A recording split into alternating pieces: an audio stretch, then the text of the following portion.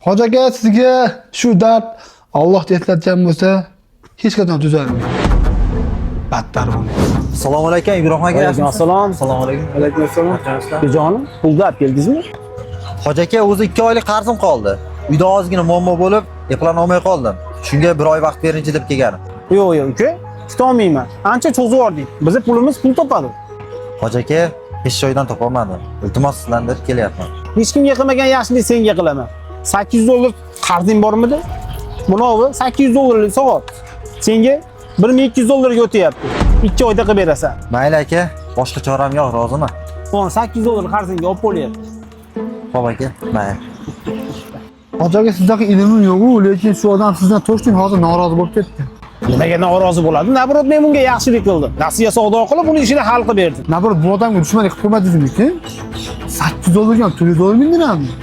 Siz sutxo'r bo'lib ketganmisiz? Og'zingga qarab gapir. Qanaqa sutxo'r? Tushunmagan narsangga aralashma. Men tushungan narsam Hoja aka bir kun birovni haqqi qonungizni mashinchaga teshib chiqadi. Shu sizlarga Hoja akalarga. Hoja aka, biz o'zbekchigimizda bir ajib urf-odat bor. Kasalda qo'shnini qarindoshini tez-tez yo'qlab tur deyshadi.